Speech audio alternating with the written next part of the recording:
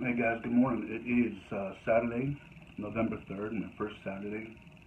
I've been home, and I'm actually speaking to you from the Point the Phone Journey office, the writing room, I guess. I'll share. There's a picture of Secretariat and a bunch of shirts and my kids' welcome home sign, and a picture of New York I have to hang up, and my little desk I'm sitting at. And so anyway, just want to wish you a happy Saturday. Um, Today's kind of an exciting day. What just happened there? It's really how professional I am. Anyway, sorry guys. So today's kind of an exciting day for me because, as I alluded to yesterday, the family and I are going to be meeting another family from the PTT journey that we never met before. They live local, and I think this is how this whole thing starts. It starts with carrying a message. It starts with people interacting, people we never met before. As I said, I've met God knows how many people on this journey that never knew me before, and they didn't ask my religion. They obviously can tell my race, but they didn't ask what political affiliation I was. They didn't care. They just simply cared about the person, and that's a beautiful thing. And I'm hoping we can keep translating that. And as football fans that watch a lot of those NFL films, they say matriculating on down the field. So anyway, it's Saturday, and I'm looking forward to meeting the Ryder family later today. Um, the kids are pretty excited for that as well, so that should be fun. I did want to talk about something though. Again, I try to talk about things that might have some message or some meaning. And to those of you that have followed me, know that there's two things I think that we can take a lot of meaning from: music and movies. Not every movie, clearly, and I tend to look for some things that are a little bit hidden or maybe not. The storyline is over here, but there's a smaller story over here, and that's the one I kind of gravitate to. Um, and on that note, yesterday I was treated to see one of my favorite bands of all time is Queen. I think Freddie Mercury is the greatest vocalist of all time by far. Um, and again, as a dad, I do some weird things with kids. I make my kids, I've made them in the past, many years ago, watch the Live Aid, Queen at Live Aid, when it was simply, I don't think there's ever been an argument, the greatest live performance put on by any performer ever. Certainly televised one, if not, there might have been a show somewhere, I guess. And there were some inaccuracies with the movie, but I'm not here to be a spoiler alert. But first of all, I encourage you all. It's a pretty good movie. I wouldn't say it's the greatest. The way it culminates, I will share with it that it culminates at Wembley Stadium in Live Aid. And the one thing I'll say about that is Hollywood tends to take their liberties with sometimes with fact and for example, in the first Rocky movie, I don't know if you guys know this, but the stadium wasn't really full. They couldn't afford to fill up the stadium with extras, so they had a lower level of people, and then they kind of photoshopped or what CGI these other fans into the stadium. And if you've never seen or you don't know the story of Live Aid, and in particular the Queen set, every group got 20 minutes to play. Um, when you see the stadium in the movie just simply rocking, I mean, and going bananas, um, that's not CGI. That's not Hollywood taking liberties. I've watched with my kids and made them watch the YouTube, and I'd encourage you. I'm asking you. You got nothing to do today. Spend 20 minutes. Go to YouTube and watch Queen at Wembley. And if you want to see 100,000 people in unison, it's just the most powerful thing in the world. I ask questions, random questions on my journey and in life. Some standard questions I ask: what's your favorite movie of all time? It leads to a good talking point. I ask people if they, taking jobs and money aside, if they could take any vacation in the world, where would they go? And kind of tells you where they'd like to travel to, maybe where they've been. They open up to you. One of the questions I ask is, what's the best concert you've ever been to? And those of you know, I love Phil Vassar dearly. In fact, I just found out in January he's coming to. There's a place in Jim Thorpe, Pennsylvania called Penn's Peak. It's the greatest little place to watch a show. And for years I've been saying I wish he would go there. There's going to be there in January. Unfortunately, I don't have money for the tickets. But we are going to see him in December, his Christmas show with Lone Star. Anyway, again, I'm bouncing all over the place. So I ask you all, I beg of you, if you follow me and you care, even if you've seen it before, go watch the Queen set at Live Aid. It's just phenomenal. It's moving. Um, and like I said, you can see if you ever see the movie doesn't take liberties with what they did. So that's something for you guys to do if you want a PTT assignment for the day, so to speak. Um, that's something else as I'm sitting here thinking though. You know, one of the things I'm kind of sad about with my kids, I grew up, in my opinion, I got a little bit of the 60s and music playing through the 70s and 80s, but I grew up with, iconic groups and bands and albums, and you've had bands with 10, 12, 14 albums. Obviously the Beatles and the Rolling Stones, and the Who and Queen and Aerosmith and Van Halen, and then you get into Guns N' Roses and Metallica and Bon Jovi and Journey. You get so many. Think about today. To those of you that are an older generation, I met many people on this journey.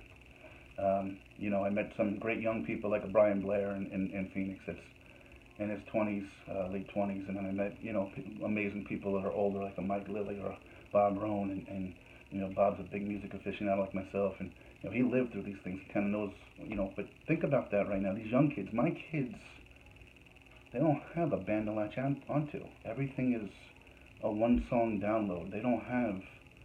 You go out and you buy the whole CD and you sit there and you read the lyrics and you play it over and over so you know every word of the song. And to me, I think that's kind of sad. And you think about what Live Aid was. You think about Live Aid being in the U.S. and England at the same time, and the lineup of musicians that played there. I mean, luckily right now, we don't have at least as far as I know, I'm sure there are still starving people in Africa, but we don't have the call to arms like we had, when Bob Geldof organized that. And, think about today. Could it even happen today? Do we have the star power that could go out and put on a performance like that? So to be able to remember where I was watching it live and having that memory was really emotional for me during the movie, because again, I was reliving my past. I was reliving, where I was in the moment, when life was a little simpler, when life was a little bit better, when I was, 17 years old. And when you're 17, your whole life's ahead of you, and it's,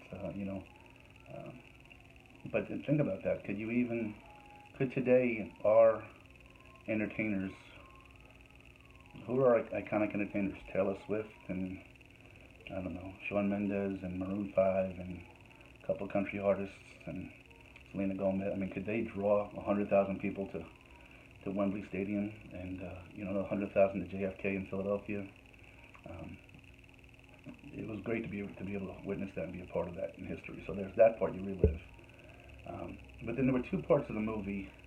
One really hit home with me because of at least one person on the journey, including myself. I'm called a point the thumb journey, and I pride myself on pointing the thumb.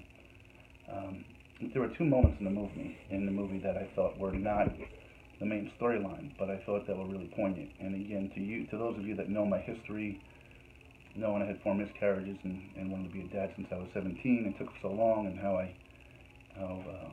think my only role in life is to be the best dad I can be to my kids and give them the best guidance and chance at success in the future that I can. There's a moment where, just like I'm sure a lot of people, a lot of rock stars and musicians go off to chase their dream, and their parents don't quite understand it. Their parents want them to, go be an attorney or a doctor or a lawyer or a burger flipper, whatever it might be, but certainly not a musician. And maybe that's because they don't have the courage to chase their own dreams. Maybe it's because of the fear for their kids, knowing that there's such a high failure rate.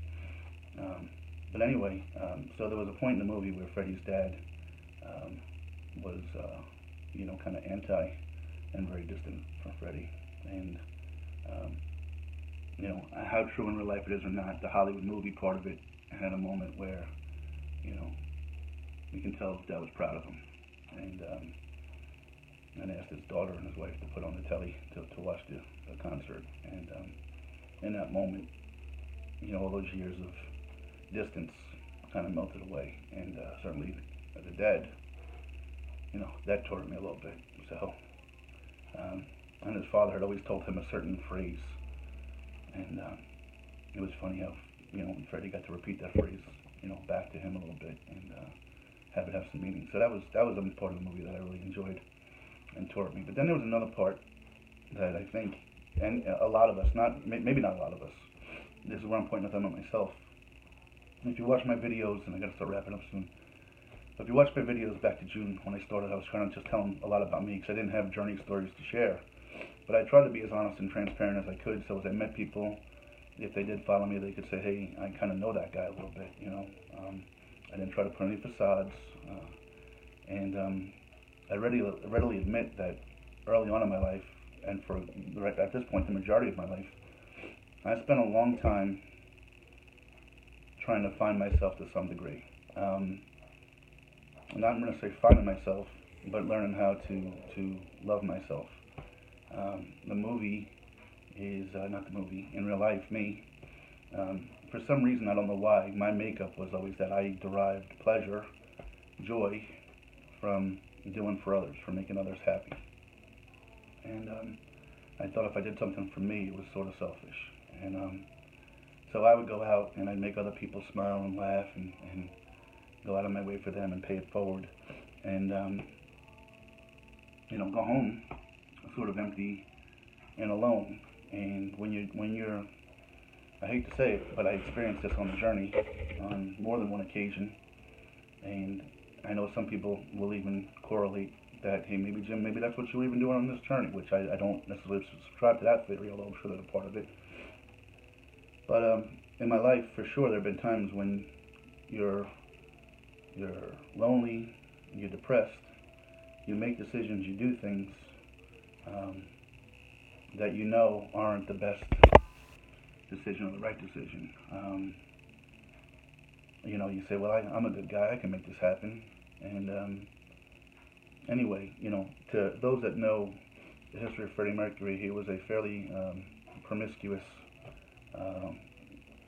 bisexual and lived a fairly outgoing, flamboyant lifestyle. But the movie reflects it pretty well. And again, I don't know if it's Hollywood Liberty or real life. I don't know Freddie Mercury. I didn't know Freddie Mercury. But there are times where you see him reflecting on himself, trying to, figure out how lost he is and how he tried to essentially mask his loneliness or unhappiness by throwing himself out there as this